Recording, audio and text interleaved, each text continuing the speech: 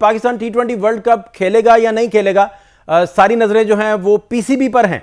हुकूमत क्या फैसला करेगी, असल ये बात है। दूसरा, इसी वाले से बात करने के लिए मुश्ताक अहमद साहब साबिक टेस्ट क्रिकेटर हैं और कोच भी हैं बांग्लादेशी टीम के। बहुत शुक्रिया मुश्ताक भाई वक्त देने के लिए। मुश्ताक भाई, इससे पहले कि मैं आपसे ये जानूं कि पाकिस्तान वर्ल्ड कप के लिए क्या फैसला करता है, आज का दिन भी बड़ा इंपॉर्टेंट है या मंडे का दिन बड़ा इंपॉर्टेंट है, इससे पहले मैं जानना ये चाह रहा हूं कि कल की जो परफॉर्मेंस को लेकर पाकिस्तान, उस पर क्या आपका टेक है। फिर बाबर रिवर्स स्वीप खेलने चले गए, वो बहुत कम, इस तरह के शॉट तो कभी खेलते नहीं देखा उन्हें। और इसके अलावा फ़खर जमान बिल्कुल आउट ऑफ टच हैं, उन पर बड़े सवाल आते हैं। शादाब साहब की फॉर्म पे बड़े सवाल आते हैं। बेसिकली आप किस तरह देख रहे हैं सारी चीज़ों को, समझना ये चाह रहे हैं। बिस्मिल्लाहिर्रहमानिर्रहीम। अच्छा, कल की परफॉर्मेंस में अगर देखा जाए तो जीत जो होती है ना, ये बहुत चीज़ों को छुपा देती है, नंबर वन। और जीत का जो कॉन्फिडेंस लेवल होता है ना, वो कैरी ऑन करता है अगले टूर्नामेंट के लिए, अगले मैचेस के लिए। ये बहुत इंपॉर्टेंट है एज ए स्पोर्ट्समैन अंडरस्टैंड करना इस चीज़ को। दूसरी बात रही आपकी बाबर को, मुझे लगता है जो उन्होंने रिवर्स स्वीप मारी है, तो आई थिंक ये उनकी मैनेजमेंट का उनको मैसेज होगा कि you have to start playing modern cricket की जो शॉटें हैं, रिवर्स स्वीप, आपका स्लॉग स्वीप, आपकी नॉर्मल स्वीप जो होती है, स्पिनर्स को मारना सीखें आप, क्योंकि ये बाबर की स्ट्रेंथ नहीं है। आई नो बाबर, सो ये बाबर की स्ट्रेंथ नहीं है। और बाबर का जो चौथे नंबर का अगर खिलाना है तो बाबर को बहुत नॉर्मल बैटिंग करनी चाहिए, उसके इर्द गिर्द के लोगों को एग्रेसिव खेलना चाहिए। ये एक फॉर्मेट बन सकता है जो श्रीलंकन पिचेस के ऊपर बहुत इफेक्टिव हो सकता है पाकिस्तान क्रिकेट के लिए, क्योंकि वहाँ की पिचें जो होती हैं मिडिल ओवर में, वहाँ पे आपको 6 ओवर 7 ओवर जाना पड़ता है, वहाँ इतनी आसानी से चौके छक्के नहीं लगते। तो आई थिंक बाबर का अगर नंबर 4 पे खिलाना है बाबर को, तो उसको उसका रोल क्लियर करना चाहिए कि कन्वेंशनल क्रिकेट खेले। और कन्वेंशनल क्रिकेट खेलने से ये फ़ायदा होगा कि पार्टनरशिप बिल्टअप होगी। 160-170 रन जो होगा, जैसे कल आपने देखा, वो can be a match winning score, par score in Sri Lanka. ये तो हो गया वर्ल्ड कप की बातें। और कल के मैच की बात जैसे इसी को गाइड कर दें, इसमें आप इसी बात पे ना मुश्ताक भाई, अब बाबर जब नेचुरल खेलेंगे ही नहीं, उनका जो फ्लेवर है वो अडॉप्ट ही नहीं करेंगे, तो वो फिर पावर हिटिंग की तरफ जाएंगे, कन्वेंशनल खेलेंगे नहीं। उनकी तो ब्यूटी ये है कि मेरिट पे खेलते हैं और सारी दुनिया एडमायर करती है। तो ये माइंडसेट कैसे डेवलप उनके अंदर हो गया, और अगर ये हो गया तो अब ये वापस कन्वेंशनल की तरफ कैसे जाएगा? मैं बीइंग ए कोच और बीइंग एक्स क्रिकेटर, अगर मैं हूं और बाबर का फैसला करना हो तो बड़े कॉमन सेंस की बात है। बाबर को सिर्फ नॉर्मल क्रिकेट, जिस तरह के उसने 12 या 13 100 किए हुए 2020 में, जिस तरीके से किए हैं, उसी तरीके से खेल देना चाहिए बाबर को। एज ए आपने भी ये बात की है, कन्वेंशनल क्रिकेट खेलने के लिए क्या करना पड़ेगा, वो नॉर्मल क्रिकेट शॉटें मारते हैं ना जब, तो उसका जो स्ट्राइक रेट है वो 130 प्लस होता है। और 135 प्लस जो होता है ना, वो इन पिचों के ऊपर बहुत अच्छा स्ट्राइक रेट होता है। हमारे जितने भी जो शॉट मारने वाले लोग हैं, जैसे हम फ़खर की बात करते हैं, Fakhar is a very good player, मतलब उसके एक्स फैक्टर है, मैच जिताने की सलाहियत है उसमें।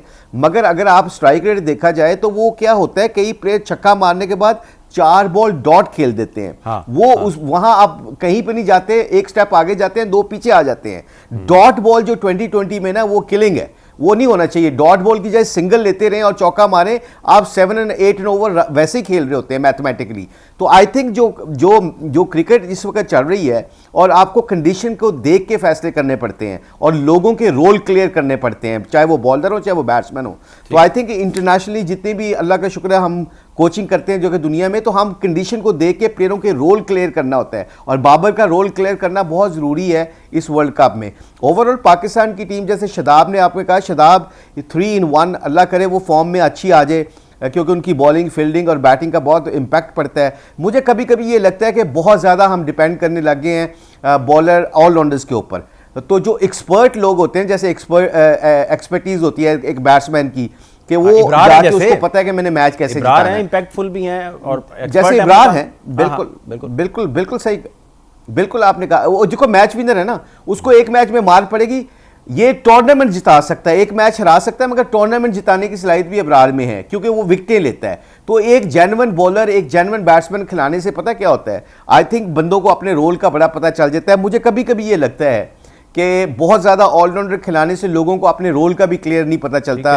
वो मेरा ख्याल वही इसी में खुश हैं कि 10-15 रन कर दिए और यहाँ 2-3 ओवर कर लिए, इसमें हमारा वो चल जाएगा। ऐसे टूर्नामेंट जीतना मुश्किल हो जाएगा, मुझे लगता है ऐसा। ठीक है। और दूसरा देखें ना, ज़ैम्पा कल बाल बॉलिंग जब कर रहे थे तो कितना इम्पैक्टफुल, और 4 शिकार भी उन्होंने किए, वो उनका इम्पैक्ट आप देखिए। और शादाब की देखिए लेग स्पिनर की तो ब्यूटी ये है कि इसने राइट कॉर्नर में अगर बॉल फेंकना नहीं तो वो उतना फिर मुड़ना भी चाहिए। शेन वॉर्न साहब को आप सामने रख लीजिए, बल्कि बहुत सारी आपकी तो यादें हैं इन सारी बातों से, तो इस पे भी आप बताइए क्या आपकी राय है शादाब साहब। देखिए शादाब बहुत दिनों बाद पाकिस्तान टीम में कम बैक कर रहे हैं, बिग बैश में खेल के आए हैं, प्रेशर होता है एक, और वो काफ़ी देर से पाकिस्तान खेल रहे हैं और पाकिस्तान की तरफ से उन्होंने बहुत सर्विसेज दी हैं, बहुत मैचेस जिताए हैं। अब जो कम बैक होता है ना, ये बहुत मुश्किल होता है, प्रेशर होता है आपके ऊपर। हैविंग सेड दैट, इसमें बहुत ज़रूरी है कि आपकी बेसिक्स तगड़ी हो। जैसे जैम्पा की आपने बात की, जैम्पा की टेक्निक बहुत अच्छी है as a leg spinner, being a leg spinner. मुझे पता है कि अगर if you have repeatable action, उससे होता है क्या कि आप अच्छे ओवर करते हो, अच्छी बॉलिंग करते हो। अच्छी बॉलिंग और अच्छे ओवर जो होते हैं वो आपको विकेटें दिलवाते हैं, अच्छे बॉल कभी आपको विकेटें नहीं दिलवाते। इसलिए बहुत ज़रूरी है एक लेग स्पिनर का, जैसे इब्रार की आपने बात की, वो एक एरिया में लाके विकेट टू विकेट बॉल करता है और दोनों तरफ थोड़ा थोड़ा स्पिन करता है। He is not a big spinner of the ball, मगर क्या करता है कि विकेट टू विकेट बॉल करता है, दोनों मिस्ट्री है ना, दोनों तरफ घुमाता है। तो एक बैट्समैन को जब रीड नहीं करता तो उसकी नॉर्मल बॉल के ऊपर बैट्समैन डाउटफुल होकर शॉट मार रहा होता है। जबकि अगर कोई बंदा एक अच्छी बॉल करता है और दो गंदे बॉल करता है ना, तो बैट्समैन ये सोच रहा होता है कि अगर कोई बात नहीं, अगर अच्छा बॉल किया है, ये दो बॉल ऑन करीब मुझे गंदे कर देगा क्योंकि इस कंसिस्टेंट नहीं है। तो हैविंग सेड दैट, कोई भी बॉलर, स्पेशली मिस्ट्री स्पिनर जो होते हैं, लेग स्पिनर होते हैं, they can be very expensive, but अगर उनकी लाइन लेंथ अच्छी हो, वेरिएशन अच्छी हो, जैसे जैम्पा की कल मैं वेरिएशन देख रहा था, 95 से लेके 90 फिर 84 का भी बॉल किया। What is that mean? ये एक ऐसी वेरिएशन होती है जिससे आपको बैट्समैन को रिसीव करने में आसानी होती है। जैसे उन्होंने कल उस्मान को आउट किया, तेज एक फ्लिपर मारा, वो तेज मारा बॉल, फिर उन्होंने स्लो किया, उसके ऊपर विकेट मिल गई। ये एक अच्छे स्पिनर की यही निशानी होती है कि बीच में अगर वो विकेटें लेता रहता है तो आपकी टीम के लिए आसानी हो जाती है जीतने के लिए। बिल्कुल सही। अच्छा, दूसरा एग्जैक्टली आप बांग्लादेश वाला जो मामला बना और फिर अब पाकिस्तान का जो अब तक का स्टैंड है इन सारे इश्यूज पर, एग्जैक्टली आप बहुत बेहतर इस पे बात भी बता सकते हैं, तबसरा भी कर सकते हैं। क्या आपकी राय है, अब क्या होना चाहिए और पाकिस्तान क्या फैसला करने जा रहा है या क्या करेगा फैसला आपकी दानिश में, आपके ख्याल में? देखिए, मुख्तलिफ लोगों की मुख्तलिफ राय हैं। बीइंग मैं तो अभी बांग्लादेश की कोचिंग भी कर रहा हूँ। जी मुझे उनका कोच हूँ अभी।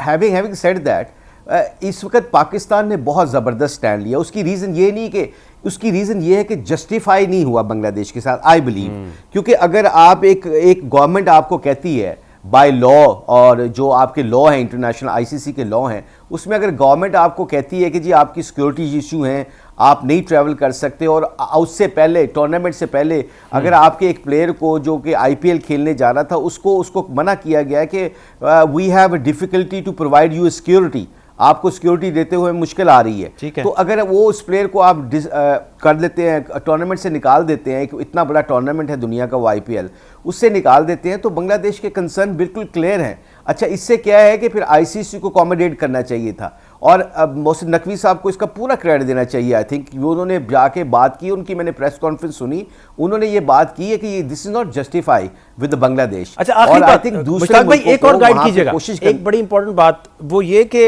अभी मजीद भी, अभी तो पाकिस्तान का तय होना बाकी है ना कि पाकिस्तान जो है वो हुकूमत क्या इस पे डिसाइड करती है। अबव ऑल जो बांग्लादेश के मामलात हैं उसमें आईसीसी मजीद भी उन पे पाबंदियों की तरफ भी बढ़ सकता है। उन सारे मामलात में पाकिस्तान क्या रोल प्ले कर सकता है और क्या खतरा मौजूद है उधर मजीद अगर ये बात बढ़ती है? देखिए, अंदर खाते क्या हो रहा है, I don't know, you don't know, we don't know, but एक मॉरल जो विक्ट्री होती है ना, वो मॉरल विक्ट्री क्या होती है, उसको क्या कहते हैं, स्पोर्ट्स को स्पोर्ट्स रहना देना चाहिए। इसको पॉलिटिक्स में इन्वॉल्व नहीं करना चाहिए, और ये मेरा ख्याल है as soon as possible ICC को बहुत पहले ये चीज़ें क्लियर कर देनी चाहिए थी between Pakistan and India and Asian जितनी भी कंट्रीज़ हैं, इनको एक टेबल पे बैठा के कहते हैं कि ठीक है आप आपस में बात ना करो, मगर टूर्नामेंट खेलने के लिए एक दूसरे के मुल्क जाओ। जबकि हमारा मुल्क ये कह रहा है कि हम सिक्योरिटी देते हैं। अगर इंडिया का मुल्क कहता है कि 23 में हम वर्ल्ड कप खेलने चले गए थे ना बाबर की कप्तानी में, हम जाके टूर्नामेंट खेल के आ गए, हम बहुत कोशिश की। अच्छा, ये आईसीसी का रोल क्लियर होना चाहिए कि they should be playing a very positive role between Asian countries, especially India and Pakistan and Bangladesh. I think ये जितनी जल्दी सॉर्टेड आउट कर लेंगे क्रिकेट फैंस के लिए और क्रिकेटर्स के लिए ये बहुत अच्छी बात होगी।